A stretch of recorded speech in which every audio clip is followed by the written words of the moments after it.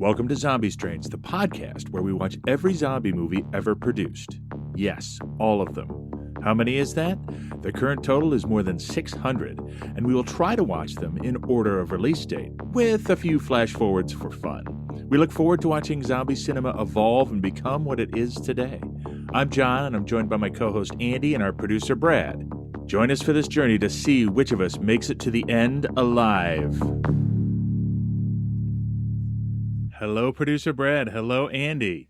Hey, John. Hey, Brad. Hello, gentlemen. Welcome to the present, where we're watching a movie that came out in the last couple of weeks as we record this. It's early 2025.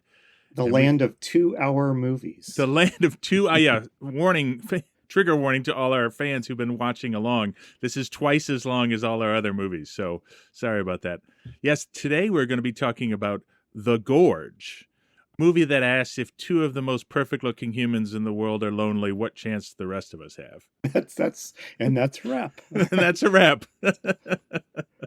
So yes, The Gorge. How did we get here? This is exciting. I think we just decided there's so much buzz around this movie, and then somebody said, "Are you going to cover it?" And I said, "Well, I guess that means it's a zombie movie." Yeah, as far as I know, it's not really billed as a zombie movie. If you look at the poster, there's nothing, there are no, black and white or green Bela Lugosi on this one. But Nope.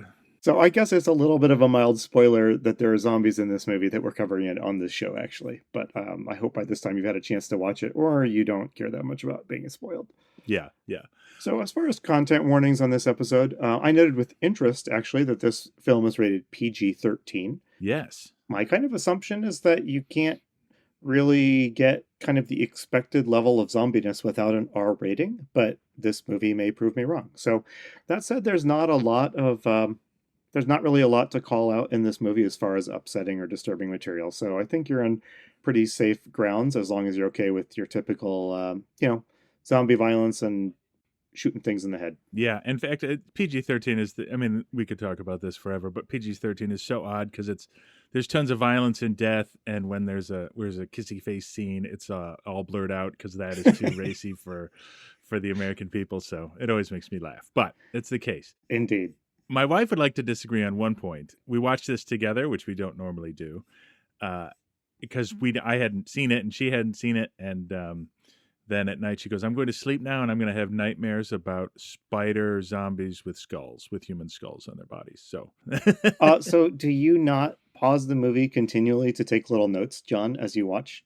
You know what I did? I do. What I did this time is when I saw a quote I wanted to pull or a point I wanted to make, I sort of scrawled it in a paper notebook. I usually take notes in on my computer, and then I went back and confirmed the times of the quotes and stuff that I wanted, and then sent them to Brad.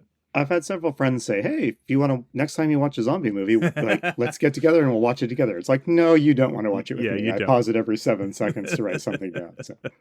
Yes. Brad, do you want to tell us a little bit about the context in which this film was released and the people behind it?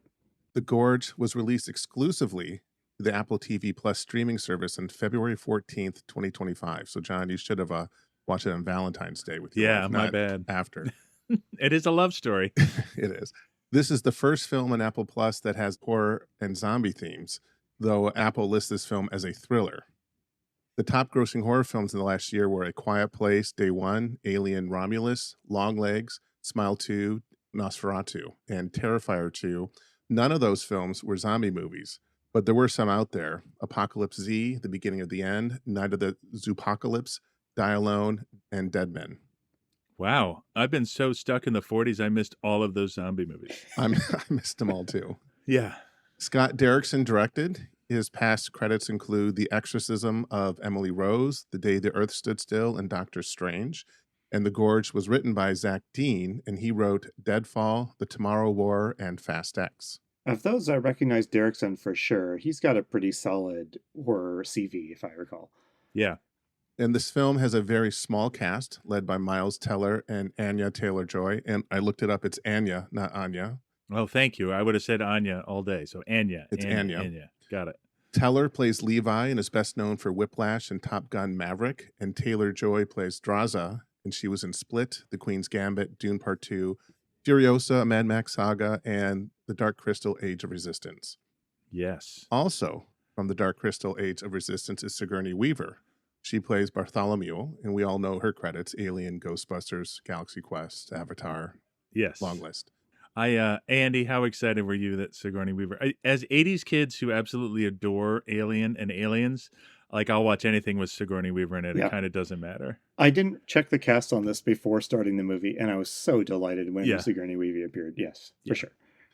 Well, John Chopa Dirisu, he plays JD. Yes. He was in an episode of Black Mirror. He was in Dark Crystal, and he was in Slow Horses. Did you recognize him? I did recognize. I was like, I know that guy, and I couldn't remember where it was from. It was from Slow Horses because I Season watched 2. Yeah, he plays 2. Sean Donovan. Yeah, he's great. I loved him, and I love Slow Horses, so I was excited to see him. And he's good in his little bit part in this film as well. Yeah. William Houston plays Draza's father. He was in Doctor Strange, Justice League, Paddington 2, and His Dark Materials. And the last credit I'd like to point out is Trent Reznor and Atticus Ross composed the score. Nice. I paused the movie as soon as the music started because I was like, "This has to be Trent Reznor and Atticus Ross." So, yeah, awesome. I'm an old school Nine Inch Nails fan, but I'm so glad at some point Trent Reznor moved into movie soundtracks because they're all wonderful. Yes. So, some cultural context for this film, as it's released in the year that we are currently living, it's a little different for us. We're used to talking about World War II and the events of World War II and those things that seem so distant. So the context of this film, in watching it, and I think we'll talk about it as we go through it, it really is, I think the big cultural things that this movie is about is one, COVID. This is definitely a COVID and a post-COVID movie. There's themes of sort of isolation and distrust and sort of fear, contagion. Not to spoil anything, though we're going to spoil everything, but the zombie menace is from a lab experiment gone wrong, and also a sort of lack of falling or a fading belief in our cultural institutions. There's a lot of that, the theme of that in here. And rise of corporatism, I think, is another big theme. So I think all of those things are in this movie in one way or another. Do we want to take a look at the poster? I realize that since this is released to a streaming service, maybe the poster is not the main way most people will be learning about it, but you want to take a look at it nonetheless? Yeah, describe it to me, Andy. All right, so we've got the Gorge. That by far the most prominent feature is the two stars are featured quite prominently. They are positioned as they are in the movie on opposite sides of this sort of valley, or gorge, you might say. Yep. And they are kind of lovingly touching foreheads on the top of this poster.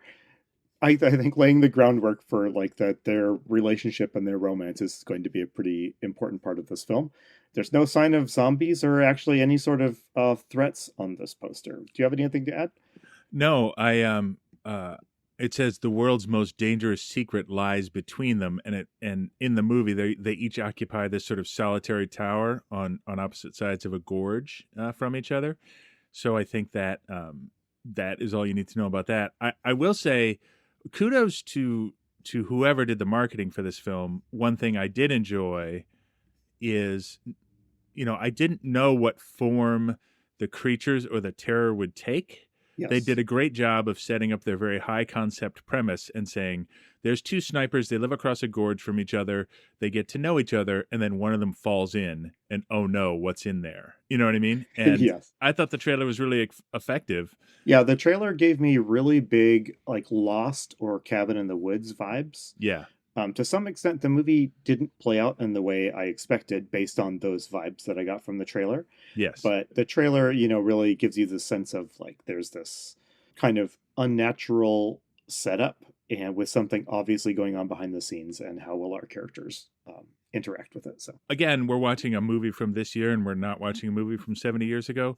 We are spoiling the heck out of this thing. So if you don't want to be spoiled on the Gorge, stop now and then come back after you watch it. So absolutely. I just want to add what was fun for me in the research of this is in all the films we've done, especially obviously the older ones, when I look for the poster to present you guys, it's hard to know, is it the original theatrical release from the year? Is it a reissue? What is it?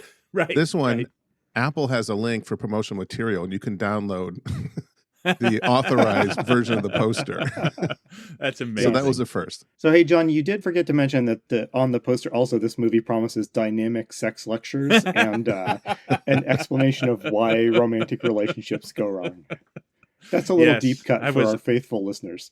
Yeah, let's be honest. This movie is a loose remake of Sex Maniac. We were saving that for later. No, I'm kidding. So, hey, John, without further ado, you want to jump on in? Let's do it. Let me start by just doing like a just short summary of the movie. We'll do sort of plot from beginning to end, and then we'll dive in and break it down. So this movie, The Gorge, is about two people who get recruited as sort of guardians of the titular gorge, one living on each side in these towers. And over time, they sort of get to know each other, form a relationship, and then one of them falls in the gorge and discover the secrets of the gorge, the horrible creatures that live in there, and realize that they have to do something to stop it. And it's up to them because the people who have sent them here don't really want them to succeed. They want them to fail. And that's the sort of super high level plot of the movie. Did I miss anything, or does that really kind of cover it? Just their names, Levi and Draza. Levi, but there's only two people in the movie, so it's not a big deal. Yeah, Levi is the American. He's a Marine. Draza is the woman on the sort of quote-unquote eastern side. She gets her orders from Moscow in the narrative of the film, but she says very explicitly, I'm Lithuanian. I'm not actually Russian. I think that's just a hat tip to patriots who might want to watch this movie. So you want to talk a little bit about, I mean, the opening act of this movie is introducing to each of those two characters. You want to talk a little bit about that? You know, I love a movie that opens in media res, and the opening of this movie is Draza. She's like in a cave or something. She's camping. Something happens. She hears a sound. She peeks out of her cave and then pulls out a sniper rifle. And we realize she is here to assassinate somebody. Somebody who looks not a little bit like Vladimir Putin steps off a plane and is shot by Draza, which then she collects the shell and she goes to see her father, who is playing his accordion over the grave of his wife and Draza's mother. Do you think Trent Reznor created the accordion or the playing here? You know what? That would make my day, but I doubt it. Okay. Yeah. Anything you want to add about that scene? I thought it was an effective opening. I liked it quite a bit. Yeah, this is a really strong opening. I didn't know. I watched the trailer months ago, and I remember thinking, "Oh, that looks pretty interesting," but it all left my mind. So I was basically going in blind, and learning that she's a sniper was like, "Oh, okay." Like it was a nice little surprise. So yeah, and we learned that her father, her mother is dead, her father is dying of cancer, and she just says, and actually, I think we then cut to Levi's intro, and then cut back to her. They cut from one to the other a little bit here. So Levi wakes up in a cold sweat in his intro. He goes to the beach. He clearly lives in San Diego because he gets called to Camp Pendleton, which is in San Diego, the largest Marine camp in the country. Can I tell you my little Camp Pendleton story? Yeah, please. So that's right. You're from San Diego. Yeah, when I was younger, some kids from my local high school stole a Humvee from Camp Pendleton. Amazing. I think they made it about a day before they were caught, and that was the last I heard of them. So. Yeah, kids out there, don't steal stuff from Marines. Can I just give you that general advice? It's not good. What happened to them? I actually don't know. All I know is that was when I learned that there was an organization called like Naval Intelligence or Investigative Services or something, that their job was to hunt down high schoolers who stole military hardware. So. Amazing. Well, it's funny you say that because I was born on the 29 Palms Marine Base, and in the 80s, my parents took me back to visit it, and we drove up to the guard gate, and my dad said, "Hey, I was stationed here 20 years ago. My son was born. Can we come in?" The guy goes, "Sure," and waved us in. You can't do that now. Yeah, it's a different world. So I imagine it wasn't as hard as we might think for those kids to get on. Yeah. Yeah, you're probably right. Yeah. So this was, pre 9/11, I guess. Right. So everything was different back then, right? So then Levi, he wakes up in a cold sweat. He goes to the beach and he gets a text that says, "There's somebody coming to pick you up at 1600, and you're going to have a mission."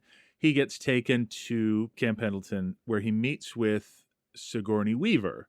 We don't know her role. We know she's ordering around a Marine colonel, So he suspects she's like some high-level operative in the CIA or something. She's in civilian clothes. She's in civilian clothes. Can I point out that a couple of things here real quick, John? First, they don't turn on the lights in Camp Pendleton, like in the rooms. Like, No. So this scene, like most of the movie, is just dark and dim. This movie is very dark. Like, could you hit the lights? Yeah. And second, like, yeah, the little like mini montage we got of Levi really made it very clear he's like a lonely, isolated person. Like, I thought there was a neat little moment where a dog runs up to him on the beach and he's sort of petting the dog, and you think, oh, that's sweet, he has a pet dog. Yeah. But no, it turns out that's somebody else's dog that was just walking down the beach, and I thought that was a pretty sharp 30 seconds of like to tell us everything we need to know about this guy. Yeah, exactly. I thought that was good, and Draza sort of has a similar thing. So what happens? And I wanna do one old man complaint about this movie, and it'll be coming in a second. But Sigourney Weaver gives him a quiz. Do you live alone? Is there somebody who'd miss you? You know, da da da. And then she offers him this assignment, which takes a year. It's totally secret. And then we cut to Draza talking to her father, and he says, you know, I'm dying. She's going to take this job that's going to take her away from a year. It's the same job that was just described to Levi. And she gives her father a tearful farewell, telling him, and she tells him, look, if I have cancer, if I'm not dead by Valentine's Day, I'm going to take care of it myself. So light a candle and think of me on Valentine's Day and know that I always love you. It's a kind of moving scene. And then we're off. Do you want to? I want to do my old man complaint, but I want to see if you had anything else you want to say about these intro scenes. Well, I don't know. I'm also an old man, so maybe my complaints will be the same. First is like, way to ruin Valentine's Day for the rest of your young daughter's life. Yeah. First of all, is Valentine's Day celebrated in Lithuania? Like, I don't even know. I thought it was just an American holiday, but that's a different story. Yeah, I'm not sure. My main reaction to this scene is, again, I didn't know what I was going into with this movie. But it really, when I learned that both of the two leads are elite snipers plagued by guilt, my eyes started to roll really hard out of my head. Yeah, elite snipers with perfect symmetrical features and perfect hair plagued by guilt. Yeah. I mean, I want to talk to this when we talk about and again, importantly, this movie did not claim to be a zombie movie, so I'm not criticizing it for not meeting my zombie movie criteria.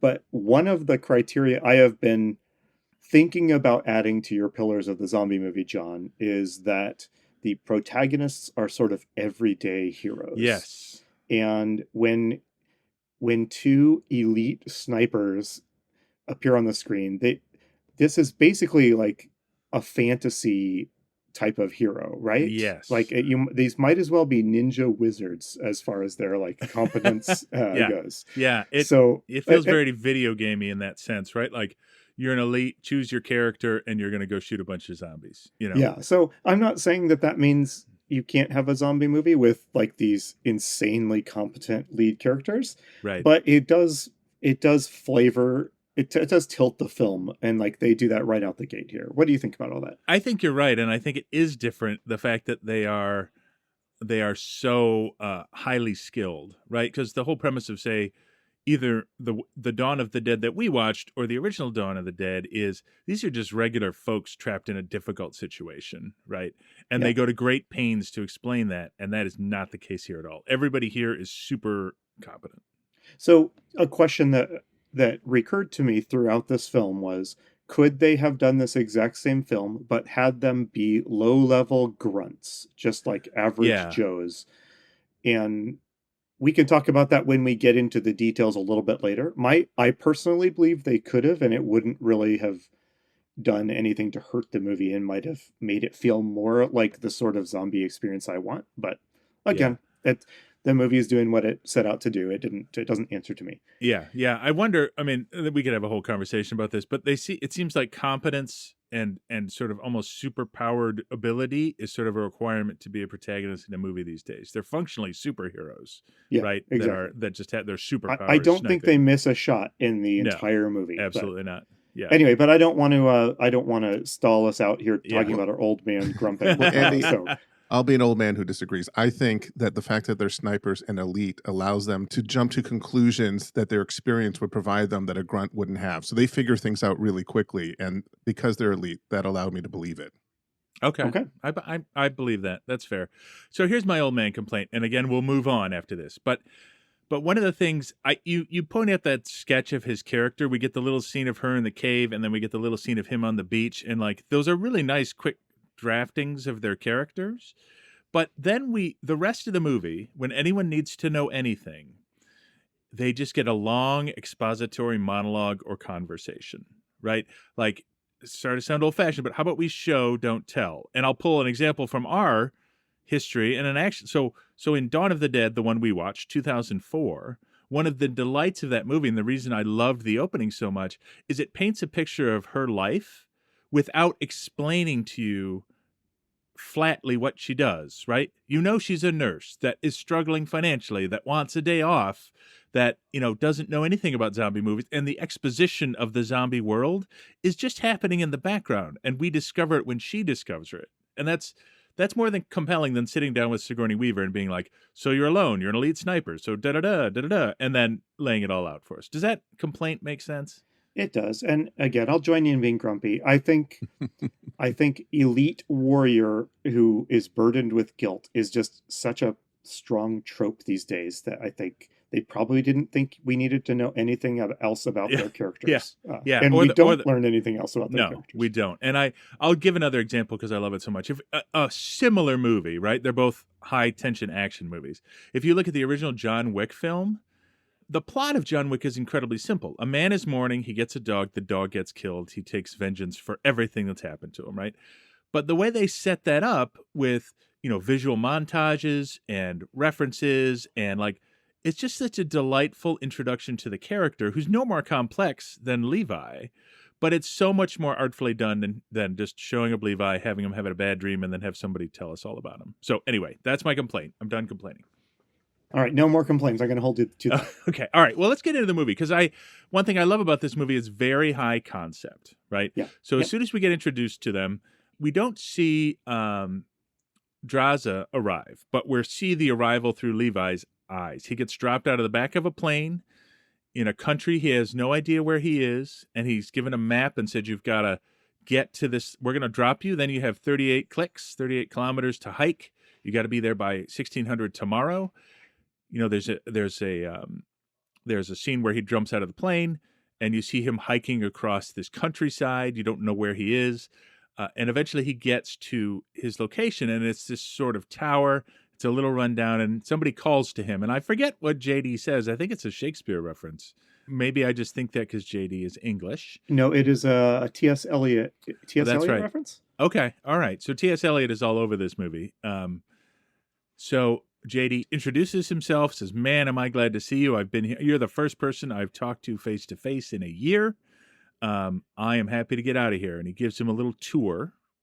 You know, here's the garden, solar powered, backup generator. You know, here's your food. Wild game is plentiful. And then they're having a drink. And JD says, and I'm out of here, you know, first thing tomorrow. And the aesthetic here is like Cold War bunker, right? Yes. Yep. It's a concrete bunker. Some pieces of concrete are missing. It's a little dilapidated. It seems like a relic from the past for sure. I love this aesthetic. I love Cold War horror and yes, that sort of brutalist architectural vibe. Anyway, I'm here for it. Well, and we'll get right to it. So, you know, JD says, I see, you know, your counterpart on the other side. I saw some movement over there. So they're probably rotating today too. And by the way, don't ever contact them. So that's the first rule. But then JD sort of lays it, like JD's been talking about them. They're having a drink. They talk about making potato vodka. And then Levi says, look, I get everything you've told me, but you haven't told me what I'm actually doing here. And here's how he asks the question and how JD responds. Listen, I'm sorry, man, but I just feel like I'm missing something. So apart from keeping this place a secret, what's the mission? I need to keep people from going in the gorge? No. You need to stop what's in the gorge from coming out. Yeah, I love that. Yeah, it's great. He delivers it so well. Chopa Dirasu is so great in this part because he has a lot of his role is simply, expository. He's just got to explain what's happening.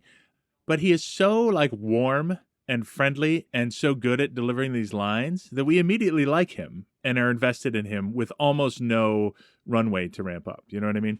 Yeah, absolutely. And they talk a little longer, and I'm gonna do 2 clips in a row, but JD really just sort of lays out the whole thing that's going on here, how we got here. It's a little long clip, but I think we should play it. So what happens is JD throws like a high-tech hand grenade into the gorge.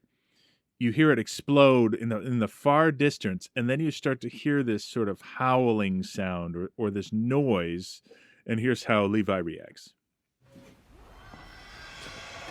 What the hell is that? That is what we call the Hollow Men. Nobody knows exactly what they are. I don't even know why they're called that. It's the name of a T.S. Eliot poem. I don't know anything about that. All I know is that someone who had our job called them that a long time ago, and the name stuck. What I can tell you is in the late 1940s, they sent 3 entire battalions, 2,400 men on horseback into the gorge to clean it out. Not a single man returned. So that sets up a number of things that become important later, but it also sets up the stakes. This whole time, what is and JD? We didn't really talk about what JD explained. What did JD tell him he's got to be doing all day? Yeah, so his job is basically to patrol his side of the gorge, and Right. his eastern counterpart is presumably doing the same. And what he has to do is basically reload a bunch of like a chain of like automatic minigun type stations, Yes. weapons that suggests right away, well, if he's reloading them, it means that they're shooting at things on a regular basis, right? Right. So he's got to reload the weapons along the rim of the gorge, and he's also got to make sure that these cloakers are working and functional. And the cloakers are these big satellite dish looking things that hide the entire area from satellites, which Yes. explains maybe why, I mean, they truly are in, terra incognita here. Yeah, and I think this is important that what they set up is that the powers, basically East and West, Britain and America, and then Russia on the East, have sort of come up with a pact like this place needs to be guarded, and this is how we're going to do it, and we're not going to tell anyone else, and that it's a big secret even from the world leaders. JD says at one point there have been 9 Russian heads of state and 13 presidents, and none of them know about this place. Yes, and there is one kind of warning that JD gives about if the air raid sirens, if things ever go really bad, there's basically a panic button you can Yes. hit. And he doesn't explain what really bad means, but he says, if you hear the air raid sirens go off, you have, a couple minutes to get a few miles away. Yep. So I think a big part of this movie, and I think we sort of are talking about movies that folded into other movies. This feels like an military action movie folded into a love story, right? So Levi sees across the gorge, he sees his counterpart setting up. It's Draja, who we met earlier. And hey, John, do you want to talk for a minute about what the gorge looks like? Yeah, I'm sorry. You're right. It's like a small version of the Grand Canyon, but it's very short, sort of from end to end. It's very deep. I think at one point they say it's 500 meters, but you can't see the bottom. It's all covered in mist. But the sides that they're defending are these concrete walls that have like barbed wire and like explosive mines hanging there and all this kind of stuff. So it looks like it's like a moat that you can't see the bottom of between these two towers who are very far apart, hundreds of yards apart. And the gorge is in a mountain range too, so around them are mountains. Yeah, it's just you can't see anything beyond the peaks of the mountains. They don't even know where they are. What did you think of this look? As much as I am a grumpy old man and tired of CGI fests, I think they actually did an effective job portraying sort of a cool and isolated place. I agree. No complaints here. I was watching with my grumpy old man eyes for the blatant CGI, but the way they do it, well, I'm sure it's heavily CGI. It looks pretty good. So Yeah. I like the look of the gorge. I think I would have liked going longer into this movie not knowing what the deal with the gorge was. Yes. But this movie's choices just kind of lay it out in the first 20 minutes. You kind of know the basic stakes of this whole movie already. But the other part that I think is important is we've seen this all through Levi's eyes, but Draza is over there essentially experiencing the same thing, right? And what they're experiencing is sort of solitude and loneliness. He is over there writing poems. She is over there listening to music, and they don't communicate. And there's a great, so when I say, I said earlier, there's this sort of distrust of established institutions. There's this great shot of Levi just sitting there eating dinner, and it's like some cut up zucchini and like a piece of venison from a deer he shot. And hanging behind him are a tattered American and Union Jack, a British flag. And the whole place just sort of looks tired and run down. And he is there alone. He sort of sighs and eats his meal. So there's a real sort of isolation theme here, but also like, what am I doing propping up this tired old regime? You know what I mean? Do you get that sense too? Yeah. Yeah, and they really hammer the nail into the distrust your corporate masters thing right around now when we learn what happens when JD tries to make his way back out, right? Yeah, would you tell us what happens to this scene? Because we love JD, and of course, that was to set us up for a painful truth. Exactly. As soon as the camera went back to JD making his way out, I was like, oh, man. Poor guy. I miss him already. So having finished his 1 year of, solitary guardianship, JD heads back out to an extraction point, and he's picked up by a helicopter, but his reward for his year of service is to be shot on sight, basically. Yeah. So we now know what the heroes don't, which is that they are not intended to ever come back home after this. Right. So we know that stakes. They do not. The secret must be kept. The secret must be kept. So I don't want to brush over the big, huge part of this movie, because I think part of the appeal is that it turns out to be a sort of meet-cute romance between Draza and Levi. And Draza initiates it. It's her birthday, and she starts listening to the Ramones and dancing around. So really, we learned that this movie is really about a loyal Russian subject being corrupted by Western decadent music at this point. No. It's a blitzkrieg bop, right? It's blitzkrieg bop. Yeah. And she takes like this speaker and she points it out over the gorge so Levi hears it. And they start communicating on notepads, right? Where they write in big letters, what's your name? And he at first says, we're not supposed to contact, but she quickly gets him to play along. She's like, it's my birthday. We should add that the distance between them is so great that they have to use binoculars that zoom in like 4 times to be able to see each other. Yeah, they have to use these super high-tech binoculars to zoom in. But they also know when they're being zoomed in on by the other person. Yes, exactly. So I guess that's because they're elite snipers. Yes, exactly. They have a sixth sense. Yeah. I found this fun. It was fun, and I love the movie I hate to say this because it sounds mean. When they're not talking, when there's not some dialogue or they're together, I find the movie more enchanting than when they get together. Does that make sense? I found this flirty section of the movie really delightful. Yeah. So they're communicating long distance. Later, they'll be playing chess, long distance, which flashback to Dawn of the Dead, I guess. Yeah. And it's really fun. I found this charming, and they're both charismatic actors. So I should add the writer. Yeah. He was influenced by Sidney Pollack, the great director. Yeah. Who said, let me find the quote, "A love story is only as good as what keeps them apart." Oh, that's good. And that makes sense. And in that sense, they really nail it. And that's what drives this movie. Yeah. So it's suggested a couple months go by, basically, and we have to imagine that their relationship is their bond is kind of growing long distance. Yes. Now on her birthday, right? There's loud music playing. They're sort of trading trick shots with their rifles.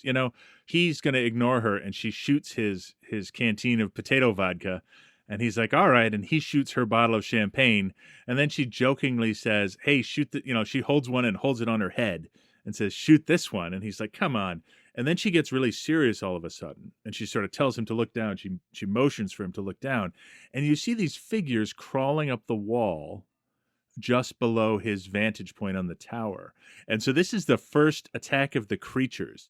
And he has his rifle because he's just shot a bottle of champagne, and he starts shooting them. And then she busts out this giant minigun from her side of the gorge and starts, wailing away at them. And then They start climbing her side. I actually love this part, and it's the first sight we get of what's in the gorge. What is in the gorge? Well, I first have to say, if you didn't think you could flirt with a sniper rifle, this movie will set you all right. But yeah, my favorite is like he refuses to play this game with her, so she shoots his canteen, and then he looks back to and she does like a little curtsy while holding her sniper rifle. It's very funny. Yeah. So this is our first glimpse of what I think we are going to call zombies. Is that right? I think so. Yeah, and so we don't. At this point in the movie, later in the movie, we're going to get a lot of more close-ups and we'll see what they look like. But yeah, we do get one good one at this point, though. Yeah, at this point, we just mostly are getting some flashes. They are humanoid, like human-sized creatures trying to scale the wall of the canyon. Yep. And the quick glimpses we get suggest that they have they're some sort of a plant-human hybrid. Yes.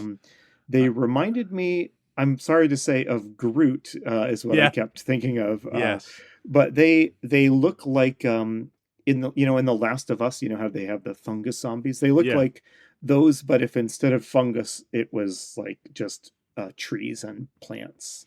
Yeah, and there's a sort of old-timey look to them. I felt like they walked out of like a British fairy tale about the Wild Hunt or something. You know what I mean? They did have a fae feel to them. Yeah, absolutely.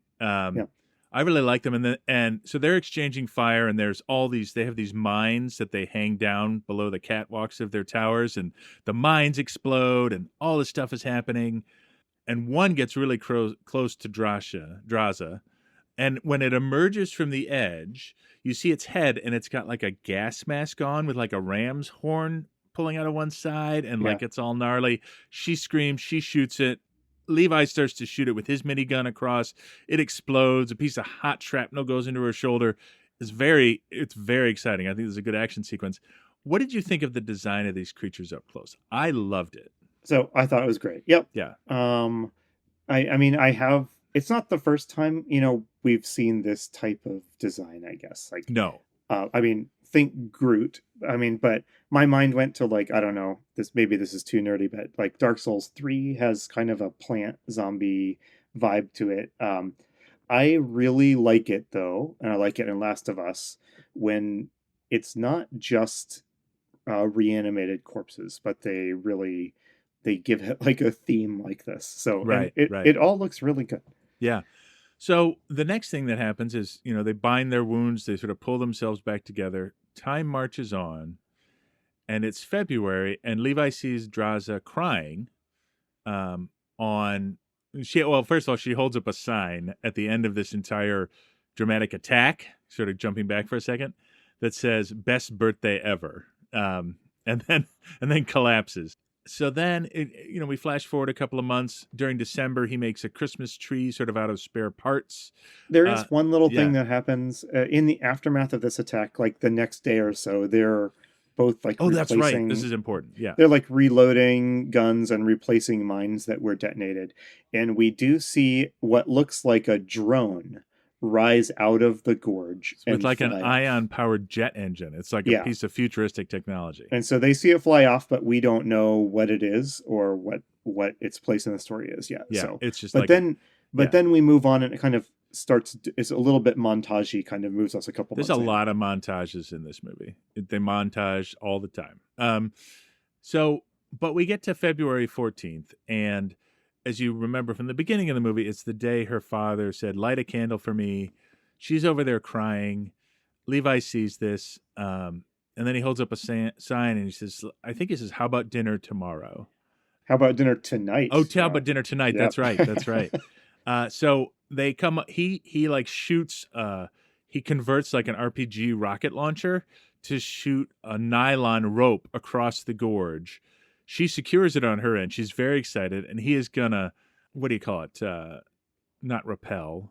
When you zip line, he's gonna zip line across the gorge, and meet her.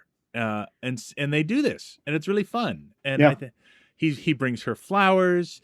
She says, "You smell. You have to go take a shower. I'm not letting you inside." And then she steals his towel. It's all sort of very cute and chaste. But they have dinner together. She makes rabbit pie. I want to get to a clip in this scene, but is there anything you wanted to mention about it? I just thought it was fun and charming, and I think part of the love story of the movie that worked well. Yeah, I agree. I enjoyed this part as well. It's impossible just not to smile at these two characters. They are very flirting with each charismatic other. and humble. They're also sort of, Levi is surprisingly humble and sort of, like it's always hard for me to believe like these perfect square-jawed actors are like insecure, but he has this sort of insecurity or vulnerability, which is really touching too. So Yeah, I will say, thinking about modern zombie movies, we are following the basic rhythm and pace of these films. yeah, You always get right before things go really bad. yeah, You often get this montage of like, hey, things are pretty good. Yeah. Like we've got past the initial danger, and you'll get a montage scene of like we're all settling down. Like in Dawn of the Dead, we had that montage where they're all settling into their life in the mall. Yep. And then 28 days later, you get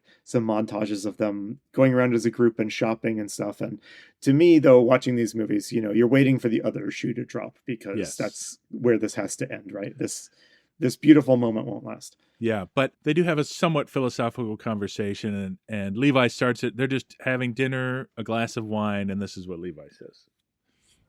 You know what I keep thinking about night after night while I sit over there on that platform? How are you gonna get them my pants?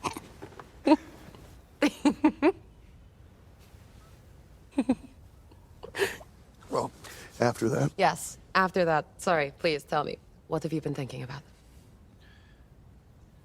what's the truth about this place? What's the truth about those hollow men down in the gorge? You know, a long time ago, before I was born, my father was KGB. And years later, when I was a child, he would say to me, Brasa, my little lion, you don't want to know the truth. It's better if you don't know. And I would bitch and whine and say, why, Daddy? Why don't I want to know the truth? What did he say? He would say, because too much truth puts sadness in your heart and madness in your mind. So there we go. Yep. The deep thoughts. This, of course, leads immediately to romance when people have these kind of conversations. So they dance. Levi, earlier in the film, had refused to dance, saying he was a terrible dancer, but they dance, and he's actually good. It's their romance scene. They end up having sex, little pinch and squeal here, which is, of course, blurred out because this is PG-13. They just sort of consummate their relationship in a charming way. I didn't want to add anything here. I just think it works, and it has very little to do with zombies, but is a good part of the movie. Yeah, the only thing I'd add is it's always risky, or at least as a viewer, I always feel nervous when, two people get together in a horror movie. Yeah, yes. And here, they are clearly on their own team now, and you can tell that their loyalty lies with each other now and not with their leaders or the people that sent them to the gorge. Exactly. And I don't know, but this is also a pretty good, horror movie setup for one of them to die. Yeah, exactly. So speaking of which, Levi's like, well, I should go home, So he gets ready and he starts to zip line home. And as he's ziplining, he's looking back at Draza. And there's this great shot, actually, where she is zipping away from him. Like it's just a good shot, sort of presaging what's about to happen. So she sees across the gorge some of the hollow men are climbing up his side, and they set off a mine, which causes his zip line to break, and he plunges into the gorge. And just before he disappears in the mist, she sees his parachute pop out. So there's a montage of her. She grabs a bunch of guns and a parachute, and I actually love this scene where she runs out of her armory dressed all in black with her parachute in, and without stopping, she just runs and leaps off the edge. Yes. And then pops her chute. I just thought that was great. I did not think she was going to jump. I didn't know where the she's scene was going, but yeah. Off. Yeah. So we don't see Levi land. We see her land. So we get the first experience of the gorges from her perspective. She lands in a river. She has to cut herself free. She, of course, immediately drops what's called an auto ascender, which I didn't really understand until later. But basically, it's like if you find a rope and you have an auto ascender, it's a winch that will pull you up. Come on, did you not see Phantom Menace and their ascension guns? I didn't. I missed. Yeah, I did. Okay. I just blocked it out. Okay, yeah. Well, that's understandable. I'll say, so I was a little surprised here. So far, they have suggested a a supernatural realm is down here. Yes, like maybe even hell. absolutely, yeah. And so when she lands in a river, and it's a creepy down here, but it is not, it's not like hell. It's not like overtly supernatural.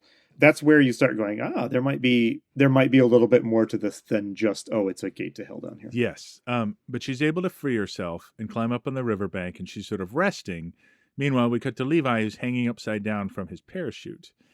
And a giant skeletal centipede creature detaches itself from the tree he's hanging in and starts to creep down to him, and he's got to shoot it. He drops out of the tree and falls in this pile of like blood stuff, and it tries to swallow him. He like gets stuck to it, and this like giant Venus flytrap kind of mouth is starting to close over him. But Draza comes up and shoots away parts of it and helps cut him free. And so now here they are together, armed, competent, and in the mystery world. What can we just pause here? What does this world look like to you? What do you think of it? Well, to me, it looks like, haunted forest, Yes. sort of aesthetic, like something out of a fantasy movie where they have to go into the creepy forbidden woods or something. Yes. Yeah. It's really foggy. There's trees all around them. The trees have skulls and spines and The trees are all kind of twisted into like kind of shapes that are suggestive of like human forms, sort of. So it's definitely, it feels a little unnatural and creepy and otherworldly. Yeah, I like, again, I'm still liking the aesthetic here. I think they're doing well. It's intriguing to me. It feels like the Outer Dark or something, like they've fallen into another world, which I'm enjoying. The Venus flytrap mouth that closes in on him, the jaws of it look like bone, animal bone, they look like even though ribs. it's from the roots of the tree. Yes, yeah, exactly. It's like everything is like human skeletal remains integrated with vegetation, and it's all sort of creepy in that way. Yeah, absolutely. Then they're set upon by three people on spectral horses. People? Three zombies or somethings, three of these sort of wood creatures that are riding skeletal horses. They're set upon, and they all have like cavalry sabers, and they start attacking them. There's a good action scene where they fight them off, and one of the horse riders escapes. But the important thing, do you want to say anything about this scene before we get to like the info drop here? No, I mean, they speculate after they survive, and maybe this is what you're about to get into. They speculate, what do these things want, right? Yeah, and Levi makes an observation that sort of lays it out for us here. It's a military uniform. Old military, 1st Airborne American. I saw British SAS and a Soviet Spetsnaz back there. Post-war. All these uniforms are from the 1940s. Cavalry on horseback. They're the Lost Battalions. They should be long dead, Levi. So first off, shout out to the sound design on this movie, because not only do you have this moody music by Trent Reznor and his partner like seeping through everything, you also have snarling beasts and gurgles, and it's really good. I guess we can confirm that what we are dealing with is zombies, right? Yeah, they never animated used the word remains of the soldiers that were sent in 60 years earlier to clear out the gorge and disappeared. I have a quote from the director. Yes, please. Well, first of all, he says that one of the films that may have influenced him is The Day of the Triffids. Okay. Which was directed by Steve Sekeli, who we will see in Revenge of the Zombies in a future episode. So there's a tie-in. But he says the idea of the DNA hybrids of plants and people, and that being a horrific and grueling experience for the victims of that. Yes, these horsemen are angry, right? And Levi suggests that they want them for food. I don't know that I buy that, but they do everything to say, tell me the movie has zombies in it without telling me the movie has zombies in it. You know what I mean? Like, they're cannibalistic, they're reanimated. They never say zombie, but they're clearly zombies. With zombie horses, zombie everything. Now, Andy, can we just fall into John and Andy's history podcast really quick? I don't think in the late 40s a bunch of units would have been cavalry units with sabers. That occurred to me too. I mean, a thing people don't realize about World War II is that horses really were used quite heavily through World War II. Yeah, for pack animals to pull cannons, to do all that kind of stuff. But they didn't have Right. cavalry, horse-mounted cavalry units in the same way they did in the First World War. The only thing I could think is that this is in like a small, undeveloped country or something where modern technology would have a hard time getting through the terrain. Yes. And so they would That's fair. look to like kind of more traditional ways of transport. That's the only thing I could think. Plus, if they didn't do that, then why would then the cavalry sabers, which are delightful, wouldn't have a chance to make an appearance? I mean, someone drew concept art of like a plant zombie riding a horse with a saber, and they had to just wave that into the film somehow, right? Yeah. Because that's too cool not to use. Yeah. Didn't they also say the forces sent were a combination of East and West? Yes. So it could be from another country? Yeah, I mean, Russian horsemen could have had cavalry sabers at that time. Like, we don't know. Like, let's say that's it. But they proceed along. They realize they don't have their auto ascender. Their original plan was, let's go to the Easter wall. We'll find my rope, which has fallen into the gorge. Then we'll use your auto ascender and we'll climb back up. Oh no, my auto ascender's gone. What are we gonna do? Okay, let's just keep going south. The gorge has to let out somewhere. So that's how they start walking. Is that your... Yep. Follow the river till you find... Just like in Lord of the Rings. Follow the river and you'll find your way out. Works so great every time. And it works great in this movie too, honestly. So. Well, especially considering the zombies never found that way out. Yeah, exactly. It didn't work for them. Yeah. So they come across an abandoned village. A very creepy, very effective... I love the abandoned village. Yeah. I love it's sort just, of like there's like skeletal things climbing up the sides of buildings, and yeah, it's great. The old dilapidated cars and post office boxes, and yeah, it's pretty cool. But they hear some of those horsemen, so they go into a church where they find a bunch of dead bodies. Describe this scene to me, Andy. What do we see when we come in here? Well, we don't see much because It's I mention so this dark. movie is dark? So I was watching this like in the daytime, so the sun was streaming through the window, and I don't know. This is probably tedious to hear, but I really could not see a lot of this section of the movie. But it's a creepy church. There's a lot of kind of corpses in the pews of the church, and they notice that they seem to have killed themselves, committed suicide, and they ponder what would be so bad that killing yourself would be the better option, I guess. And we already know this, of course, because we're watching this movie and we saw the zombies. But yeah, they have a very brief but great exchange about that very subject. Cyanide. They chose to do it themselves. What's worse than death? This place is evil.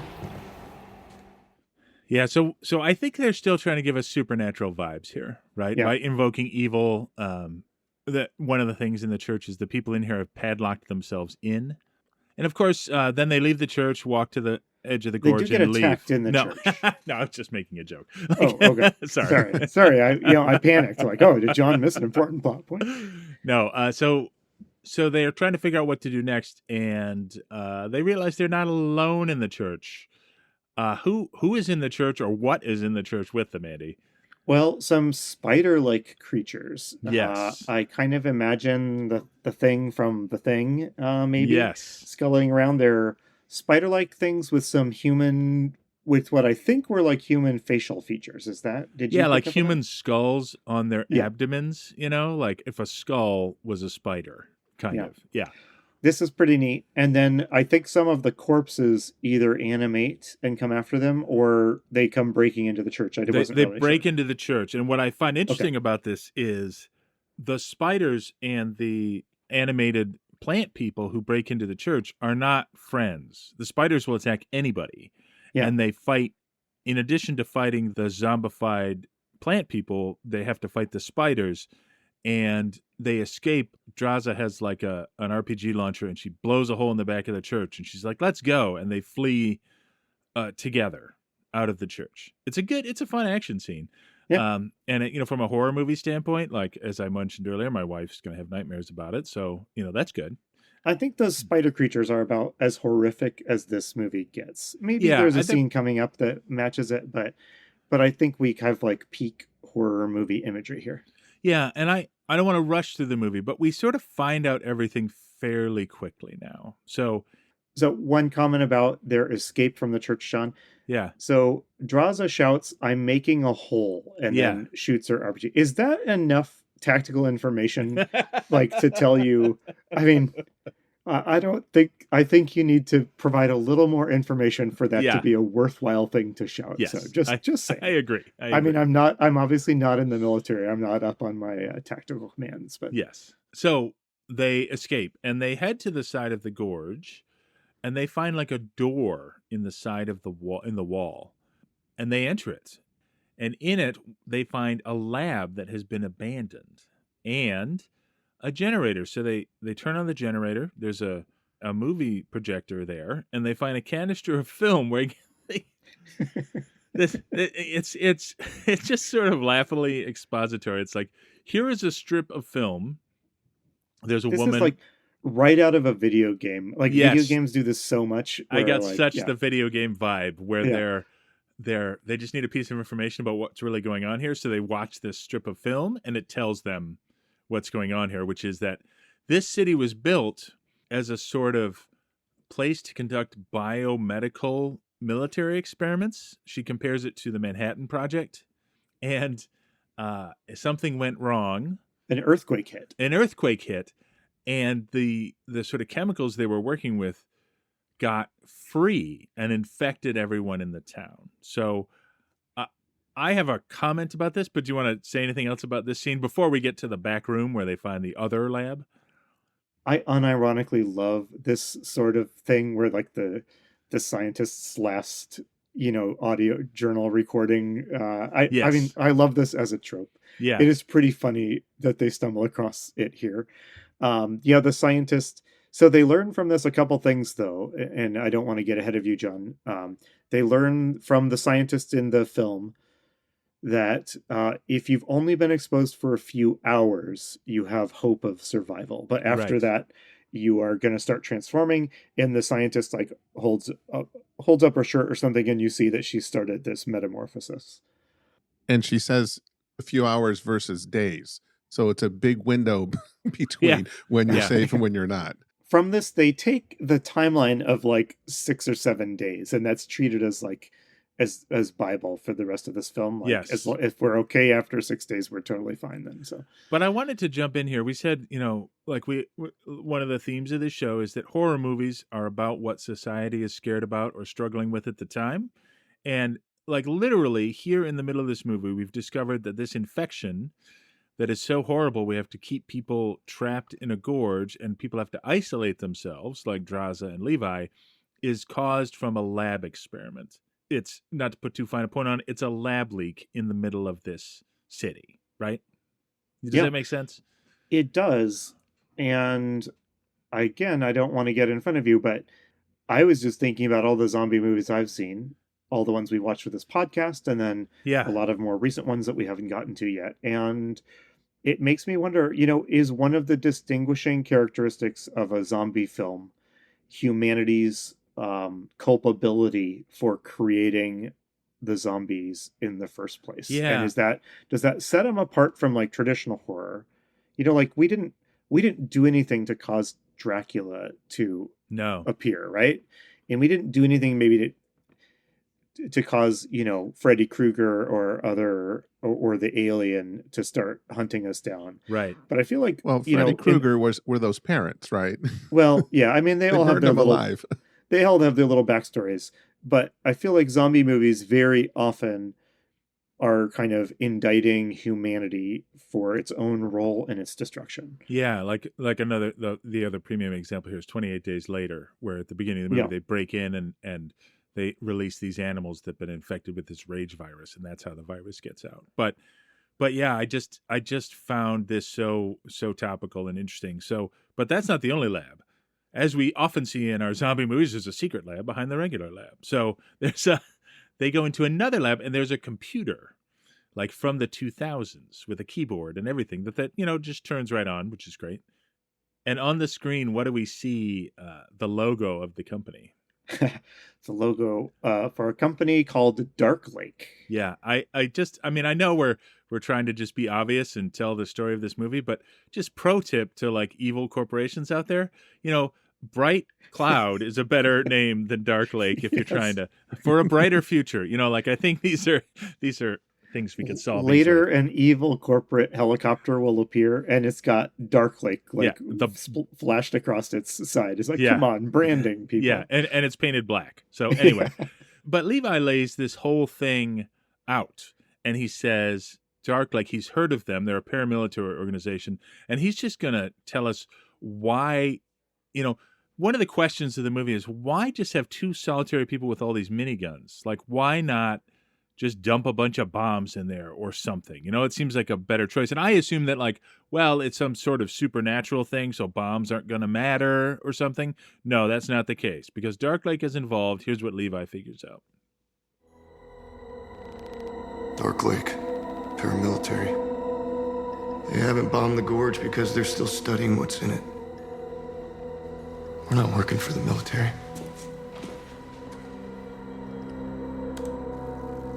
They used all this to set up their research drones.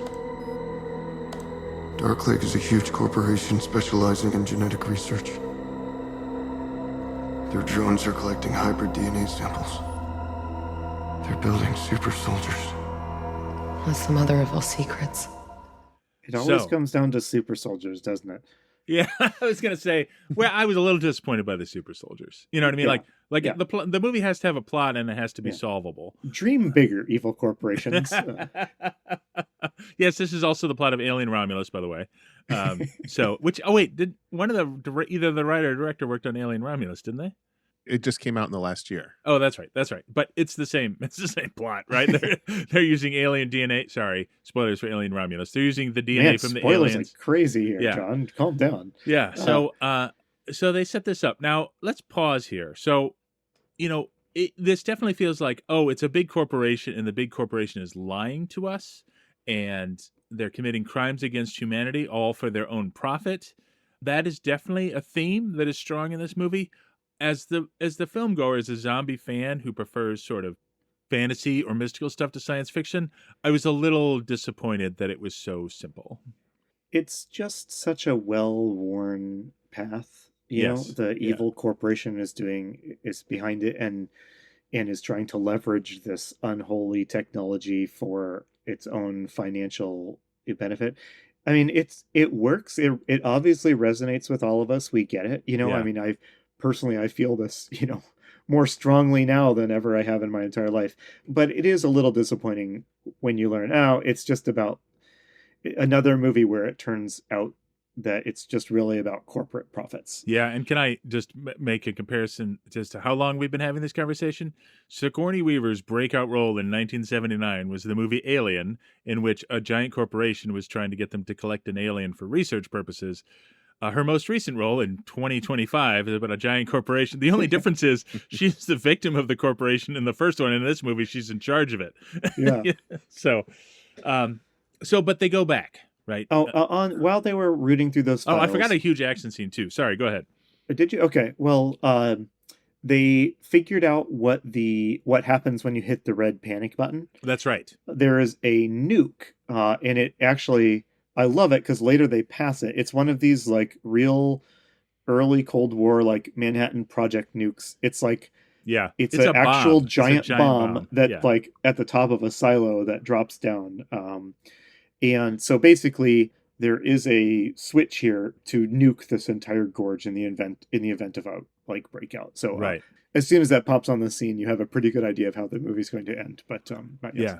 So after making these discoveries, they decide they have to get out. They find in a garage. I always thought it was a Willys Jeep at first, but it's actually a combination between a Jeep and a half track. I don't actually think this vehicle ever existed. But I was wondering that too. I mean, I'm not a Cold War vehicles buff, but yeah, I wasn't sure what this was nerd who supposed builds military models, I'm this is not a thing. So anyway,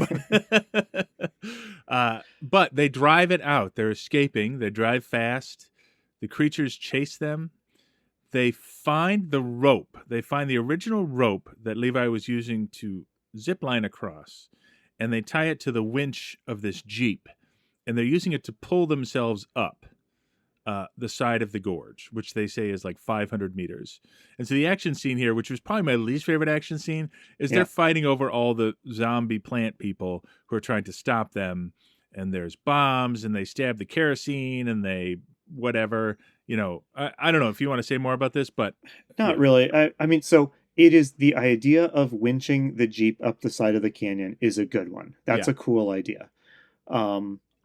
Just to put on my grumpy old man hat, like when you make when the action scene you set up just defies like physics and reality, it's impossible for you to make it tense, I think. Yeah. No matter how many CGI plant zombies climb up the cable behind them and attack them. This is a point where the movie drifted out of whatever horror spot it was in and just into like, this could have just been a scene in any recent James Bond movie or something like that. It just doesn't even look real. But they winch mostly up the side of it. And did you notice that just hand waves away that they're going to have to climb the remaining like 100 meters or something? It's like this sheer cliff. But anyway. So they make it to the top. They patch each other's wounds. They realize that they should quarantine for 5 days. This is the magic number that they heard in the strip of film in the lab from the scientist who started a huge mess. So I'm sure they're right and trustworthy. But they have a conversation that sort of puts a bow on what they have to do to finish out this movie. So they sort of ask, what do we do now? And here's what they decide to do.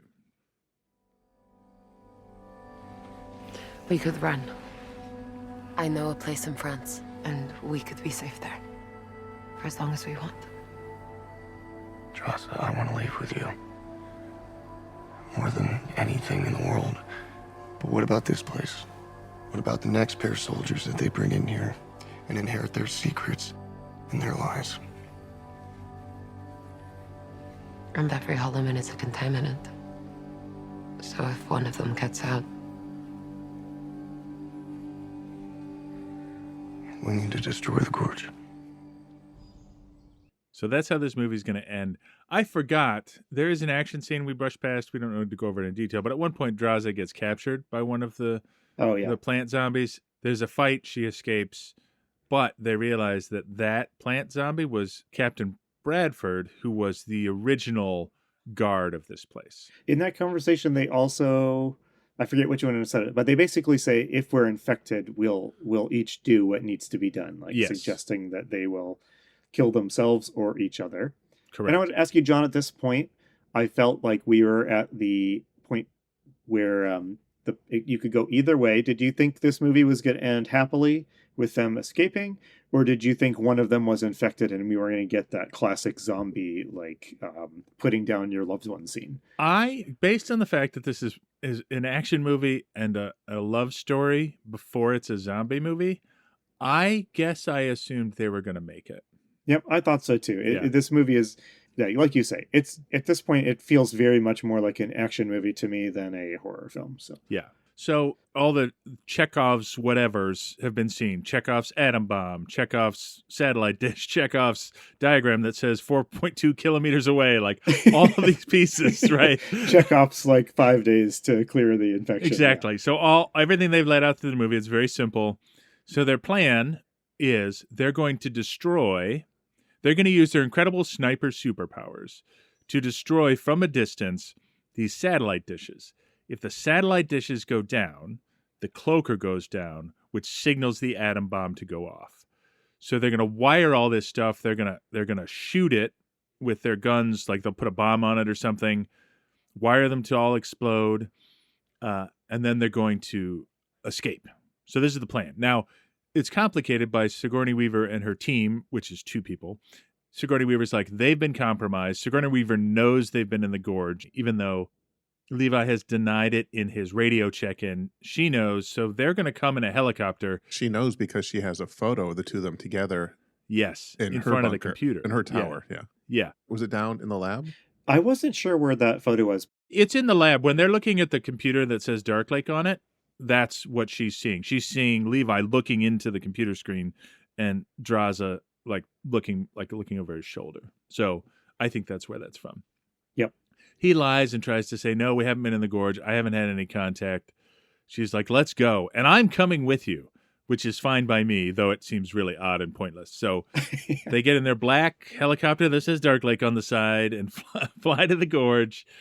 Meanwhile, Levi and Draza are setting up this whole bomb thing. And I mean, I don't know if we want to go into detail here, but this is one of those movie things where I felt the movie was just like, just trust us. They're setting this all, they're rigging this all to blow up. I didn't really understand what they were doing, but yeah. So they go up into the woods. They line up their sniper shots. Well, Sigourney Weaver and her Black Ops team are in the bunker looking around. They find the quote that Levi left, which is a quote from the Buddha, which I don't even recall. Was what can't remain hidden. It's like the sun, the moon, and lies or truth or something. The truth. Yeah, and I have to sorry, there is one lovely piece here that I skipped over completely. When Levi first gets to the bunker, he discovers behind the bookshelf, everyone who's been there before him has written a piece of poetry on one of the cinder block walls. And there's the first one, and he finds JD's quote. And so I actually like this. I'm sorry I didn't bring it up earlier, but something I would have mentioned. Yeah, I thought this was good. So he writes his own. So when Sigourney Weaver and her team are in Levi's bunker, they discover all these quotes. She reads it aloud. Then Levi and Draza start shooting, and the satellite dishes explode. And Sigourney Weaver says, the cloakers are gone. We have to get out of here, because she knows that when those are gone, the atom bomb is going to go to hide. Isn't it Safe Dog? It's something Stray. It's Stray Dog. Stray Dog. That's it. Yep. So the final protocol to blow up the atom bomb is Stray Dog. There was a little action scene, not very remarkable, where like the Spec Ops soldiers and send out some drones and stuff to try and kill. Oh, yeah. It's so unremarkable. I forgot about it, because I kept thinking the amount of weight you would have to carry to fire a minigun on a drone, A, would be impossible, and B, it would just flip around in circles when it was firing. So anyway, sorry. But it looks cool. It looks cool. I'm sorry. The only important takeaway there is that Levi gets wounded fighting those drones. Yes. And that's going to slow him down as he and Draza, they're separated so that they have to make their own separate escapes away from the blast zone. Right.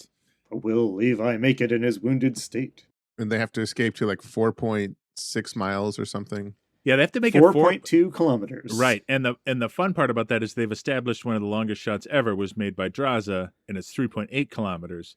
But in order to have their plan work, they have to make a shot that's 3.9 kilometers and then run the last 0.3 kilometers to get to the safety zone. So that's the tension at the very end here that we're talking about. Just to do the math for everybody. That's right. It's more compelling to watch than to hear it described. Yeah. Yes.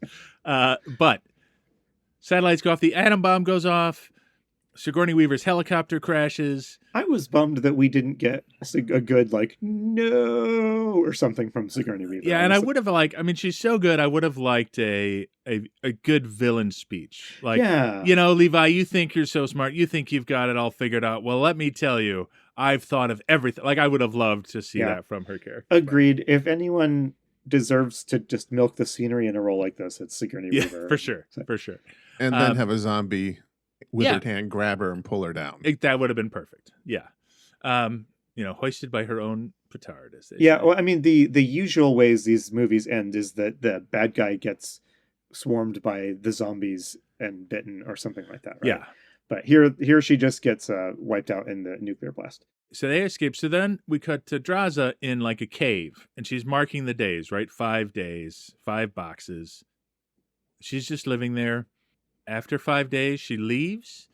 She goes to a place. Because the in 5 France. days indicates she's clean. She's clean. She's not contaminated. She won't pass this along to anybody.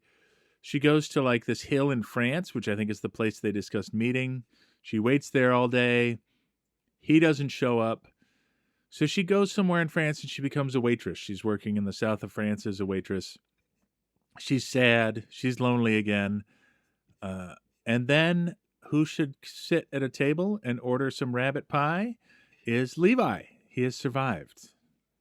And they kiss, and the movie ends. So, John, were you sobbing uncontrollably by this point in the movie? I was not. I'm sorry. Okay. I sound cold-hearted. Was your wife? No. I think my wife was too traumatized by the spider skull zombie creatures, too. Yeah. So let's talk about it. Yeah, we've made our way through another film. John, we usually go through our list of questions. Shall we do that now? Yes. All right. This one we're going to get different answers than we've been getting from these 30s and 40s films. John, is there a hero party in this? There is 100% a hero party in this. Yep. Personally, maybe we throw JD in the hero party just because I like him so much. Oh, yeah. Yeah. Oh, absolutely. Yep. And, we already talked that this is not only a hero party, but like almost a superhero party, I would say. Right, and right. How does the party do? How many survive? 2 of them. JD does not make it. He's not killed by zombies, though. He's killed by the evil machinations of his fellow man. That's right. Is there a zombie horde? Yes. They're climbing up the side of the gorge repeatedly. They get shot by giant machine guns with tracer rounds. It's not, nobody's playing around here. Yeah. Is the world threatened? The world is threatened. And can we stop and talk about the world being threatened? Yeah. Because when I made these pillars originally, right, and we'll get to them, but apocalypse, contagion, tough moral choices, loved ones turning against you. The first one is apocalypse. The assumption I made is that we were working towards a theory of zombie movies where the world has ended, right, and there's an apocalypse. That doesn't happen here. There could be apocalypse. It's averted. So I feel like, in a sense, we're moving into like a post-apocalypse zombie world. Like we've jumped ahead in our evolution.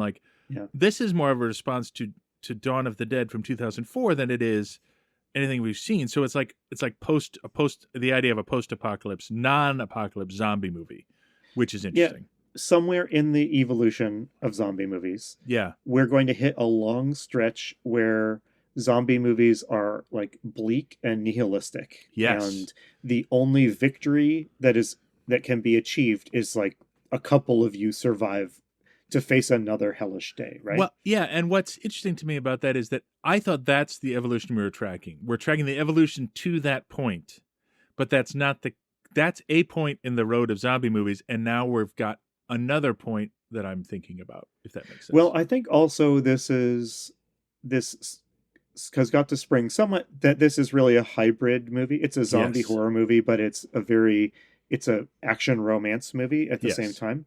And action romance do not go with like bleak endings. Correct. I think. Yeah. So, yep. Okay, let's move on with our questions. What kind of zombie strain are we looking at? And are there any new strains in here? I would like to argue no. We are looking at sort of a plant-based sort of fungal zombie, not unlike The Girl with All the Gifts, and combined with a mad scientist zombie. These are ultimately mad scientist zombies. It is a mashup of 2 things we've seen before. And I don't know how fresh it is to you, but I feel like this is the sort of culmination of a lot of different ideas about how zombies come about and mash together. Yeah, I think you're right. I'd agree with that. Like these didn't. I thought that the visual presentation of them was interesting and fresh. Yep. But there's nothing new about like what they are, how they came about, or what their plans are for the world. Right. I will say one of the new things is the zombie horses, like zombie animals. We haven't seen yet. That was interesting, and the spiders too. Yeah, I mean, so there is the suggestion, even though the things that threaten them are mostly the humanoid zombies, we do get these glimpses of this whole ecosystem that is forming. Yes. This twisted like ecosystem with human DNA in it and DNA from animals and plants. And so that is new, I will say. That's pretty interesting, I guess. It reminded me a little bit of like Girl with All the Gifts, where you see how the zombies, like the next stage of their life cycle, as they're all kind of but even there, they're still cannibals who are eating animals and stuff, and here they're all sort of integrated together, and they're sort of terraforming Earth, to be a native environment for themselves. So if this got out, you could imagine Earth being blanketed by this sort of thing and a whole ecosystem. That said, I don't think that that's really new here, and we've seen that before. So All right, so John, let's go through those 4 pillars of the zombie movie that you mentioned. John, is there an apocalypse? There is not, if we say apocalypse in the sense of the whole world ending. It's threatened, but it doesn't happen. Now, there's a local apocalypse. This small village is destroyed in an apocalypse. So it's like a zombie apocalypse, but just in the gorge. Yep. Yeah. Is there a contagion? Is the zombie menace spread by a contagion? Yes. It's spores or something. It's not biting or injury. It's you become a zombie by inhaling something. Yeah. Can I say that this movie's iteration of like the contagion is less effective because the rules of it are so fuzzy. Yes. You don't really know, like in whatever, your Dawn of the Deads, if you're bitten, you're gonna be a zombie. That's the rules. And so when you know whether you're bitten or not, you understand what the stakes are for you. Yeah, without clear rules for contagion, then you don't have that undercuts tough moral choices and loved ones turning against you. Exactly. And in this movie, it's kind of like, well, we're kind of infected, but as long as we kind of don't stick around too long, we'll probably be fine. Yeah. You know, that's too vague for there to be a real stake attached to it. So Yeah. It does make it easier to write a sequel or prequel. It sure does. Yes. All right. Are there tough moral choices? I think so. They have to choose to set off an atom bomb to solve this menace. I consider setting off an atom bomb a tough choice. Maybe not, but yeah. So I'd say yes, but not in the way we meant, right? Which is you have to choose who lives and who dies in your hero party. Yeah, I think I'd agree with that. I mean, yeah, they make some tough moral choices. They choose to turn against their employers and do the right thing and risk their lives. But it doesn't feel like quite the same moral choices that we think of with zombie movies. And lastly, do loved ones turn against you? Not really, though I think the fact that they run into Captain Bradford, who has a framed portrait in Levi's bunker, is kind of a suggestion, like somebody you could rely on can become one of these things. So yeah, but they don't turn against each other. JD doesn't come back as a zombie. Which I was going to say I was surprised JD did not appear as a zombie in this film. Yeah. So I think it's there, but it's not particularly strong.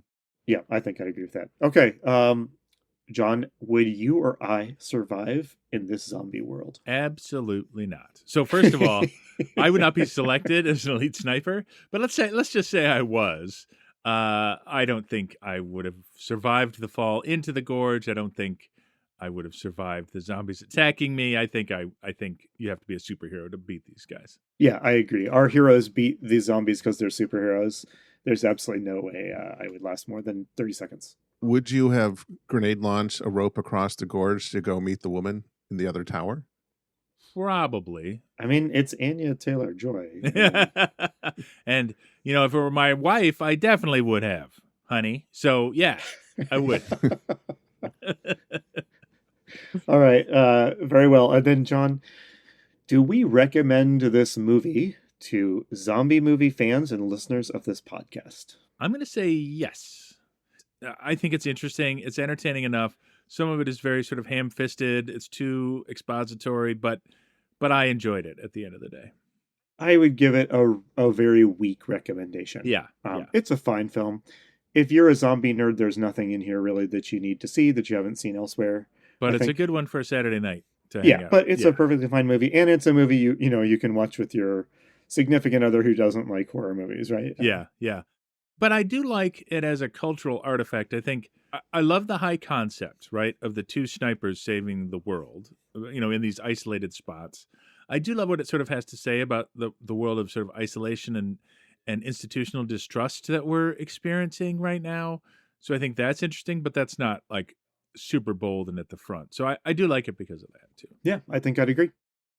All right, John, well, we're to the scariest part of each episode, and that's where we learn what we're watching next. Now, in producer Brad's defense, we did get Shaun of the Dead followed by a modern movie, The Gorge. So I feel like we're on a streak here. So that's true, but whatever is waiting for us can't be good. Yeah, right? It can't be a step up, can it? 2 weeks in a row where we watched a fun movie we would have watched anyway. Out of our own. Yes. Well, no streak lasts forever. We are going back to the 40s, and if you check your chat for the poster. Here we go. It is King of the Zombies with Dick Purcell, Joan Woodbury, and Montan Moreland. Montan Moreland is back. Oh, fantastic. What does this poster look like, Andy? What are we looking at here? Well, this poster looks like a lot of the other posters we've seen. We have a kind of green-colored image in the top corner of a zombie master hypnotist, mesmerist-looking person. Yeah. And then we have what I imagine are the two romantic leads, clutching each other and holding a candle and looking fearfully off to the side.